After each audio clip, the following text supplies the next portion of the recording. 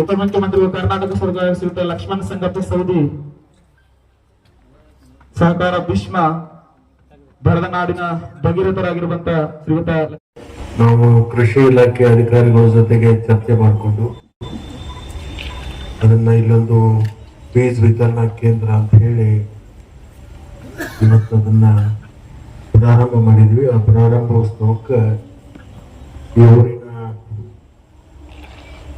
ಗುರುಗಳಾಗಿರ್ತಕ್ಕಂಥವ್ರು ಇವತ್ತು ಕಾರ್ಯಕ್ರಮದ ಸಾನ್ನಿಧ್ಯವನ್ನು ವಹಿಸಿರ್ತಕ್ಕಂಥ ಕಾಡದೇವ್ರ ಮಠರವರೇ,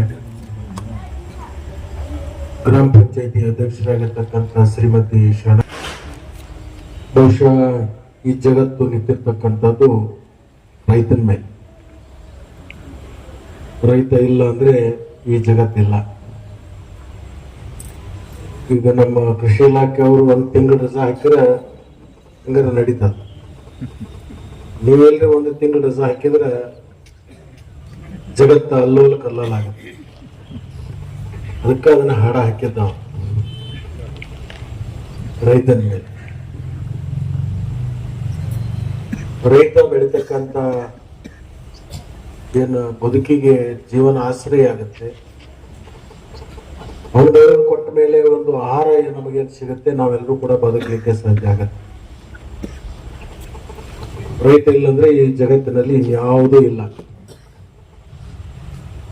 ಬೇಕಾದಂತ ವಿಜ್ಞಾನ ಮುಂದುವರೆದೈತೆ ಅಂದ್ರೂ ಸಹಿತ ಮನುಷ್ಯನಿಗೆ ಆಹಾರ ಬೇಕು. ಆಹಾರ ಬೇಕಂದ್ರೆ ರೈತ ಇರ್ಲೇಬೇಕು.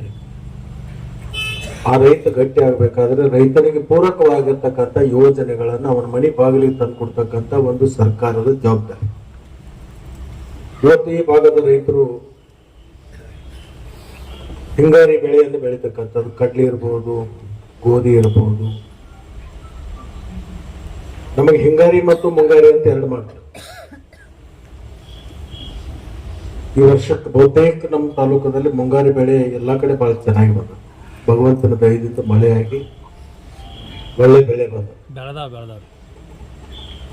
ಇವತ್ತು ಹೆಸರು ಇರ್ಬೋದು, ಉದ್ದು ಇರ್ಬೋದು, ತೊಗರಿ ಇರ್ಬೋದು,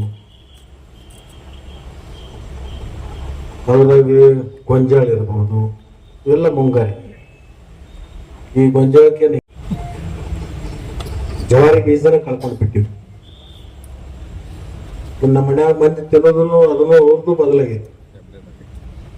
ಮೊದಲು ಹುಳಬಾಣ್ ನುಚ್ಚ, ಬಳಿ ಮಜ್ಜಿಗೆ,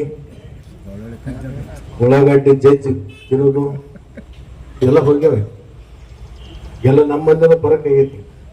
ಎಲ್ಲ ಮೋಟರ್ ಸೈಕಲ್ ಒಂದು ಚಾವಿ ತಿನ್ನೋದು, ಬಾಗಿಲಿಗೆ ಒಂದು ಒದೆಯೋದು, ಅದು ಕಿಶನ್ ಪ್ಯಾಟ್ ಹೋಗೋದು, ಪುರಿ ಬಜ್ಜಿ ತಿನ್ನೋದು, ಮಣಿ ಇದು ಸುಲಭವಾಗಿ. ಅವಾಗ ನಿನ್ನ ಕಾಲದಾಗೆಲ್ಲ ಜವಾರಿ ತಿಂದಿ ನೀನು ಸ್ವಲ್ಪ. ಜವಾರಿ ಆಹಾರ ಹೊತ್ತು ಹೆಂಗಿತ್ತಂದ್ರ ಆ ಬೀಜ ಹಾಕಿದ್ರೆ ಆ ಬೆಳೆಗೆ ಯಾವುದೋ ಔಷಧ ಹೊಡಿದೋ ಅವಶ್ಯಕತೆ ಇರಲಿಲ್ಲ. ಆ ಬೆಳೆಗಿನೂ ರೋಗ ನಿರೋಧಕ ಶಕ್ತಿ, ಅದನ್ನು ತಿನ್ನೋಗೂ ರೋಗ ನಿರೋಧಕ ಶಕ್ತಿ. ಈಗಿನ ಹಳಿ ಮಂದಿ ನೋಡ್ರಿ ನಾವು, ಅವ್ರಿಗೆ ಶುಗರ್ ಇಲ್ಲ, BP ಇಲ್ಲ. ನಾ ಮುಂಜಾನೆ ಶ್ಯಾಮ್ ಪೂಜಾರಿ ಅವ್ರ ತಾಯಿಯವ್ರು ನೋಡಕ್ ಹೋಗಿದ್ದೆ ಮನೆಗೆ. ಇನ್ನು ಹಲ್ಗಟ್ಟಿದವು, 95 ವಯಸ್ಸು, ಶುಗರ್ ಇಲ್ಲ, BP ಇಲ್ಲ. ಈಗಿನ ನಮ್ಮ ಪೀಳಿಗೆ ಐತಲ್ಲ, 8-10 ವರ್ಷದ ಹುಡುಗರಿಗೂ ಶುಗರ್ ಬಂದ. ಅದು ಎಂತ ಶುಗರ್? ಬೆಳಿಗ್ಗೆ ಒಂದ ಸಂಜೆಗೆ ಒಂದು ಇನ್ಸುಲಿನ್ ಮಾಡ. ಕಾರಣ ಏನ? ನಾವು ಪ್ರತಿನಿತ್ಯ ಏನು ಆಹಾರ ತಿಂತೀವಲ್ಲ ಅದಕ್ಕೆ. ಈ ಜನಸಂಖ್ಯೆ ಬಹಳಷ್ಟು ಬೆಳೆದ್ರಿಂದ ಈ ಜನಸಂಖ್ಯೆಗೆ ಆಹಾರ ಪೂರೈಕೆ ಆಗ್ಬೇಕು ಅಂತಕ್ಕಂಥ ಉದ್ದೇಶದಿಂದ ನಮ್ಮ ಬೆಳೆನೂ ಕೂಡ ಹೆಚ್ಚು ಬೆಳೆಯುವಂತ ಪ್ರವೃತ್ತಿ ಬಂದ್ಬಿಡ್ತಿ. ಜನಸಂಖ್ಯೆ ಜವಾರಿ ಬೀಜದಿಂದ ನಮಗ 4 ಚಲ 5 ಚಲ ಗೊಂಜಾಳಕ್ಕಿದ್ದು ಕೋವಿಡ್ನೂರಾಗ ಸುಡಾಕ್ ಹತ್ತಂದ್ರೆ ಅದು ಸುಟ್ಟವ್ರಿಗೆ ವಾಸ ಬರೋದು. ಕೋವಿಡ್ನೂರಾಗ ತೆನಿ ಸುಡಾತಾರ. ಈಗ ನೀವು ತೆನಿ ಸುಟ್ಟರೆ ಅದನ್ನ ಮೂಗಿ ಹೆಚ್ಚು ನೋಡ್ಬೇಕು. ಇದು ಗೊಂಜಾಳ ತೆನಿ ಹೌದಲ್ಲ, ಇದು ಹಗರಡಿ. ಆ ಗೊಂಜಾಳ ತೆನಿ ತಿಂದವರು ಅವು ಹುಡುಗರು ಎಲ್ಲರೇ ಎಡಿ ಬಿದ್ದು ಕಾಲಿಗೆ ಕಚ್ಚ ಅಂತಂದ್ರೆ ಎರಿಮಣ್ಣು ತಗೊಂಡು ತಿಕ್ಕಿ ಮ್ಯಾಲ ಹಸ್ತದ. 3 ದಿವಸದಾಗ ಅದು ಒಣಗಿ ಉದುರಿ ಹೋಗ್ತದೆ. ಈಗ ಹಚ್ಚರ ಮಣ್ಣು ವಿರಸಕ್ಕೂ ಇದು ಕಾಲ್ ಕಟ್ಲಾಕ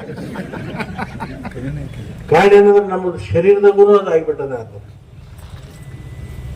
ಒಂದು ನಮ್ಮದು ಆಸೆ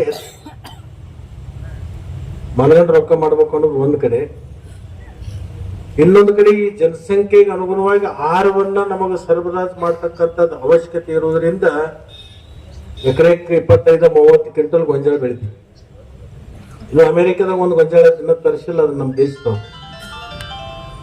ಅದಕ್ಕೆ ತರಿಸ್ಲಿಕ್ಕೆ ನಿರ್ಬಂಧ ಅದ, ಕೇಂದ್ರ ಸರ್ಕಾರ ಅದನ್ನು ನಿರ್ಬಂಧ ಮಾಡಿದೆ ಬಹಳ ದಿವಸಗಳು. ಆ ಗೊಂಜಾಳಲ್ಲಿ ಅಮೆರಿಕದಾಗ ಎಷ್ಟು ಮಂದಿ ಬೆಳಿತೀವಿ, ಎಕರೆಗೆ ಎಷ್ಟು ಬೆಳಿತಾರೆ ಅಂದ್ರೆ 50-55 ಕ್ವಿಂಟಲ್ ಬೆಳಿತೀವಿ ಗೊಂಜಾಳ. ಆ ಗೊಂಜಾಳ ಅವರು ಹಂದಿಗೆ ಮತ್ತು ಈ ಇಥನಾಲ್ ತಯಾರು ಮಾಡಕ್ ಕೊಡ್ತಾರ, ಕೋಳಿ ಫಾರ್ಮಕ್ಕ, ಹಂದಿ ಫಾರ್ಮಕ್ಕ, ದನಗಳಿಗೆ ಬೇರೆ ಬೇರೆ ಅದ್ರಲ್ಲಿ ಮಿಕ್ಸ್ ಮಾಡಿ ಕಿಸನ್ ದನಗಳಿಗೆ ತಿನ್ನಕ್ ಹಾಕೋದು, ಇದಕ್ಕೆಲ್ಲ ಇವು ಉಪಯೋಗ ಮಾಡ್ತಾರೆ.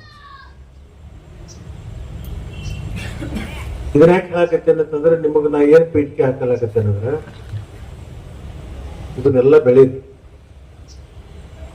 ಸ್ವಲ್ಪ ಹಾಕೋತೀವಿ ಜವಾರಿ ಬೀಜ ಎಲ್ಲರೂ ಹುಡುಕಾಡಿ ತಗೊಂಬಂದ್ರೆ ನಿಮ್ಮ ಮನಿ ಊಟಕ್ಕೆ ಹಾಕೋತ್ ಮೂಲ್ಯಾಗ ಎಲ್ಲರೂ ಒಂದು ಸ್ವಲ್ಪ ಹಾಕೋದು ಜವಾರಿ ಬೀಜ. ನೀವು ಇಲ್ಲಿ ಕೋವಿಡ್ನವ್ರು ಏನ್ ಮಾಡಾಕತ್ತಾರಂದ್ರ ಯಾರು